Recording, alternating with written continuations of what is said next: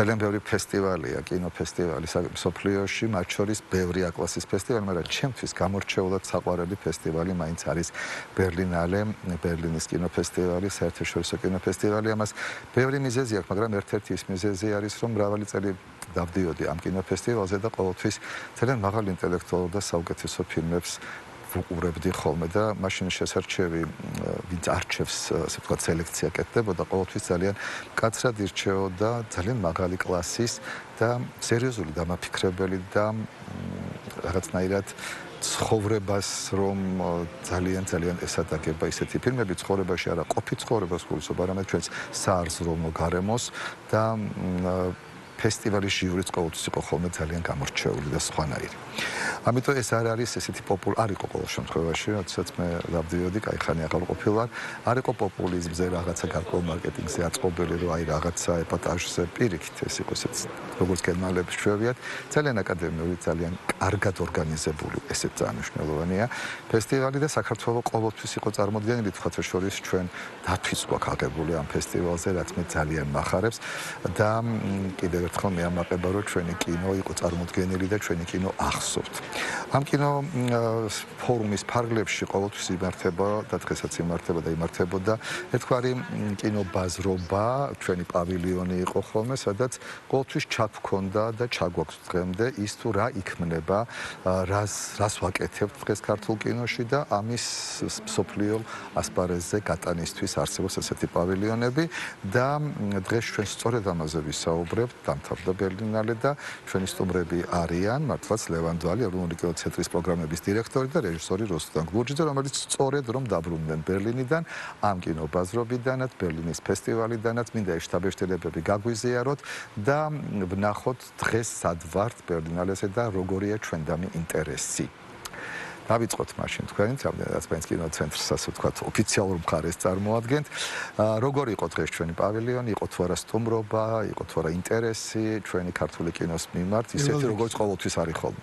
პირველ რიგში მივესალმებით თქვენს მაყურებელს. ბერლინალესთან დაკავშირებით თქვენ თავად ახსენეთ, რომ არაერთი წელი აშუქებდით და შესაბამისად ძალიან კარგად გესმით მნიშვნელობა იმისა, თუ რა მნიშვნელობა აქვს ბერლინზე და განსაკუთრებით ჩვენთვის ბერლინის ევროპული კინოს ბაზრობაზე ქვეყნის სწორად წარმოჩენას. სწორედ ამ მიზნით ეროვნული კინოცენტრი არაერთი წელია კულტურის სამინისტროს მხარდაჭერით წარადგენს ეროვნულ პავილიონს, რომელიც არის ფაქტობრივად რაღაც ცენტრალური წერტილი იმისთვის, რომ ერთის მხრივ გაუწიოთ პოპულარიზება ქართულ კინოს, დავაინტერესოთ უცხოელი პოტენციური პარტნიორები, ფესტივალები, გადასაღები, სივრცეები დაინტერესებული კომპანიები. დიახ. მინდა გითხრათ, რომ საკმაოდ დატვირთული ვიზიტი გამოგვივიდა 12-დან 18 თებერვლის ჩათვლით ვიყავით. ჩვენთან ერთად იყვნენ, რა თქმა უნდა, ქართველი რეჟისორები, პროდიუსერები, კინოფესტივალების პროგრამერები, დეტალურად ალბათ ქალბატონი რუსტანი ძალიან საინტერესო პროექტზე, ზუსტად ქართულ-გერმანულ კოპროდუქციაზე. მე რაც შემიძლია გითხრათ, რომ 60-ზე მეტი შეხვედრა გაიმართა. საკმაოდ მნიშვნელოვანი იყო კინობაზრობების წარმომადგენლებთან შეხვედრა, იმიტომ რომ ბერლინი რა თქმა უნდა განსაკუთრებულია, თუმცა საქართველოს ეროვნული კინოცენტრი საქართველოს ყოველწლიურად წარმოადგენს რამდენიმე მსოფლიო ასეთ კინომოვლენაზე და მათ შორის წელს შევთანხმდით, რომ ჩვენი გეოგრაფიული არეალი გაფართოვდება და უფრო მეტ ქვეყანაში წარმოჩინდება საქართველოს და ქართული კინო.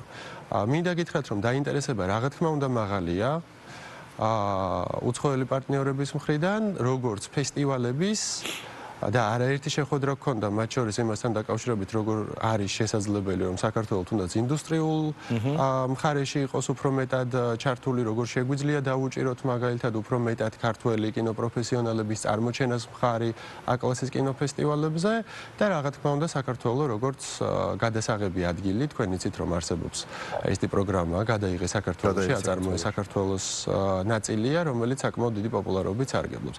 მრავალმხრივი ვიზიტი გამოგვივიდა, ამას აუცილებლად უნდა ვთქვა, რომ გარდა ესეთი ოფიციალური შეხვედრებისა, ჩვენ ევროპული კინოს ბაზრობაზე გქონდა გიორგი ოვაშვილის ახალი ფილმის ჩვენება, რომელიც არის უდავოდ ძალიან საინტერესო და საკმაოდ დიდი მოწონება დაიმსახურა. ღვინის ეროვნული სააგენტოს მხარდაჭერით გავმართეთ ქართული მიღება. და ასევე ხელი მოეწერა აზერბაიჯანის კინოსააგენტოსთან თანამშრომლობის მემორანდუმი. აი ეს ასე რას გულისხმობს? ეს გულისხმობს ჩვენი ქვეყნების კინოპროფესიონალების უფრო მეტად დაახლოვებას, იმიტომ რომ ცოტა უცნაური ამბავია. დიდი ტრადიცია გვაქვს ჩვენ სხვათა შორის აზერბაიჯანის კინოსტუდიასთან თანამშრომლობის. დიდი ტრადიციები მართალია გვაქვს, მაგრამ რაღაცნაირად ისე გამოდის, რომ თითქოს სხვა ქვეყნებთან უფრო თანამშრომლობთ ბოლო წლებში, ვიდრე ჩვენს უშუალო მეზობელთან. ამდენად შევთანხმდით კინოსააგენტოსთან, მათი ინიციატივა იყო, ამას ვერ დავმალავ, რომ იქნებ უფრო მეტად დავაახლოვოთ ქართველი და აზერბაიჯანელი ახალგაზრდები პირველ რიგში და კინოპროფესიონალები იმისთვის, რომ იგებ მეტად შეუწყოთ ხელი ერთობლივ წარმოებას. იგებ ხელი შეუწყოთ ექსპერტული ცოდნის გაზიარებას, ახალი თაობის კინემატოგრაფისტების აღზრდას. ამ მიმართულებით გაფორმდა თანამშრომლობის მემორანდუმი, რომელსაც რა თქმა უნდა მოსდევს სამოქმედო გეგმა. უშუალოდ შედეგებზე, ალბათ პირველ შედეგებზე კანის ფესტივალზე უკვე შეგვეძლება, რომ ვისაუბროთ უფრო დეტალურად. ძალიან კარგი. აი თქვენ ახლა ახსენეთ და მე მართლა ძალიან მაინტერესებს ის კოპროდუქციის აი ეს საკითხი, იმიტომ რომ ყოველთვის მნიშვნელოვანი ხა კინო ჩემზე უკეთესად თქვენ მოგეხსენებათ, მეც მეტნაკლებად ამ საკითხს ჩახედილი ვარ. ეს არის წარმოება. ეს მოითხოვს სერიოზულ ფინანსებს, რაც არ უნდა საავტორო, პატარა თუ ასე შემდეგ, ის მაინც დაკავშირებულია ფინანსებთან, დაკავშირებულია პროდუქტის შექმნასთან. შესაბამისად, ჩვენი ქვეყანა რამდენადაც არ უნდა ახლა ბევრჯერ ვისაუბროთ ამასთან დაკავშირებით, ახლა როდესაც საბჭოთა კავშირი იყო და დიდი კინოპროექტი იყო, ამ ფინანსური და ამ დიდი კინოწარმოების ნაწილი იყო ქართული კინო და ქართული კინოს ფენომენი კარგად დაშენდა სხვათა შორის ამ საბჭოთა ფულზე და ესეთი კინოფენომენი შექმნა. ახლა აღარ არის ეს საბედნიეროდ, ჩვენ დავჭით ქვეყანა, რომელსაც თავისი ბიუჯეტით და ასე შემდეგ შეიძლება ჩვენი ქვეყნის ბიუჯეტი ხანდახან ერთ ფილმს ჭირდებოდეს ჰოლივუდში, ისე იმდენს თანხას არ წეყოფა კიდე.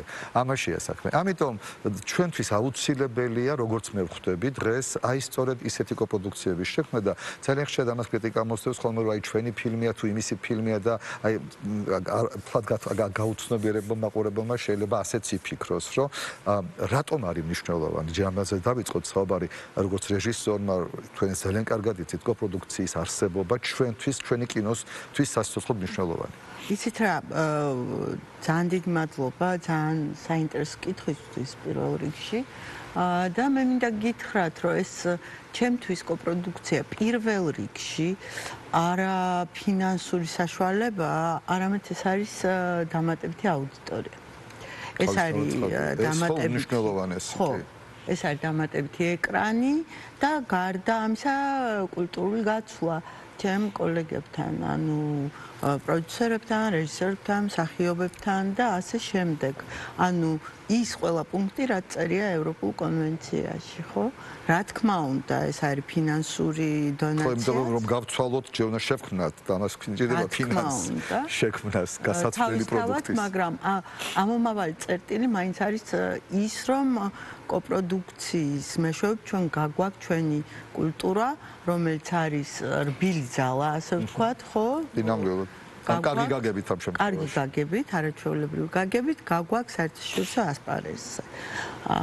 ნუ მე ვფიქრობ, რომ კონკრეტულად ჩვენ სტუდიაში ბევრი წლის განმავლობაში არ შექმნილა არც ერთი პროექტი და არც ერთი ფილმი ბოლო წლებში კოპროდუქციის გარეშე, სადაც 2, 3, 4 ქვეყანა მონაწილეობს ყოველთვის.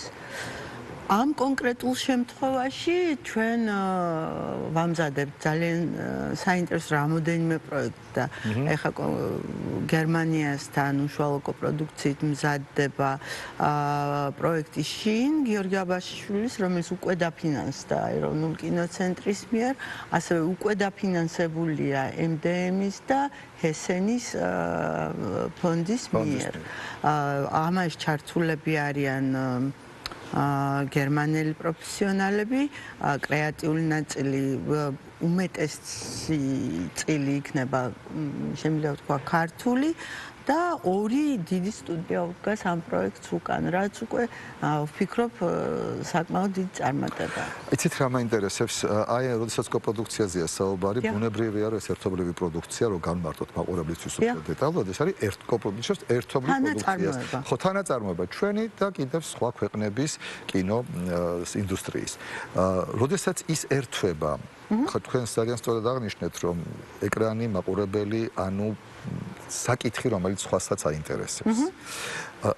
ამ შემთხვევაში არის ხოლმე მნიშვნელოვანი რაზე ვაკეთებ ამ ფილმს, რა არის მისი თემატიკა, რა შედეგამდე შეიძლება მივიდეთ, იმიტომ რომ დღეს რო გადავხედოთ ქართულ კინოს, რაც იქმნება, მე მაპატიეთ, მაგრამ რაღაცა რაღაცა მეჩვენება, რომ ძალიან გვანან ერთმანეთს თემატიკის თვალსაზრისით.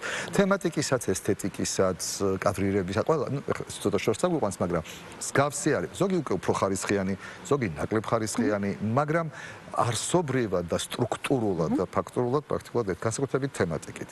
რაც რაღაცა თანამედროვე ყოფას, რაღაცა გაჭირებულ ცხოვრებას, რაღაცა შემოსავალს, მე რაღაცა თავის ძიებაში მყოფ ადამიანს და ასე შემდეგ. თავის ძიებაში მყოფი ადამიანი.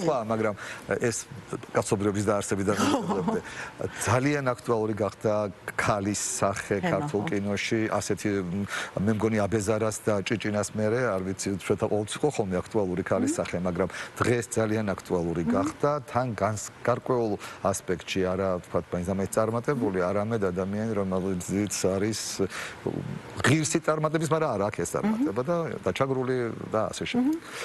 დრამატურგიაზე არა, დრამატურგიას ვიღებთ ჩვენ მე გადასაღებად.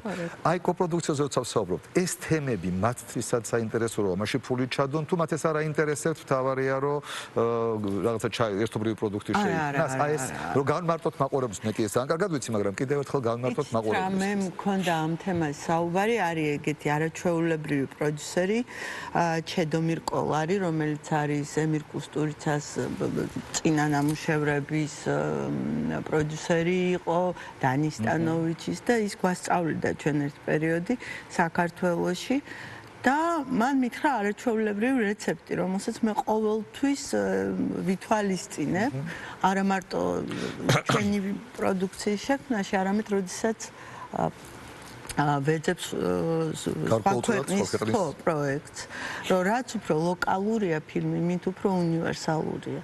ანუ რაც უფრო შენ თემაზე ყვები და ყვები იმაზე, რაც გტკივა და გულწრფელი ხარ, მით უფრო აინტერესებს ეს საერთაშორისო აუდიტორიას, იმიტომ რომ აი ამ შენ ლოკალურობაში არის ის უნიკალური წერტილი, რამაც შექმნა ქართული კინოს ფენომენი, მე შემიძლია გითხრათ. თუმცა ხო, ლოკალური არის გულისხმობა მხოლოდ შენთვის გასაგები. ეს ლოკალური უნდა იყოს სხვისთვისაც გასაგები და მისაღები. აი სწორედ ამ კითხვით გადმოვალ ფინალისკენ მივდივართ კინოცენტრთან მიმართებაში. რა, იმიტომ რომ კინოცენტრი არის არ უნდა კინოცენტრები უკაცრავად. მე ამ შემთხვევაში გულისხმობ რაში ვდებთ ამ შემთხვევაში ფულს, როდესაც შემოდის, რა არის პრიორიტეტული ის პროგრამები და თემები, რომელშიც თვლის, ახლა ზედაც ქალბატონი საუბრობდა, აი ეს ლოკალური, რომელიც ასევე ხდება გლობალური და საინტერესო ყველასთვის, აი ასეთი ტიპის ფესტივალებზე რომ გავიტანოთ, როგორ ვარჩევთ პრიორიტეტებს იმისათვის, თუ რაში უნდა ჩაიდოს ფული და დაიხარჯოს?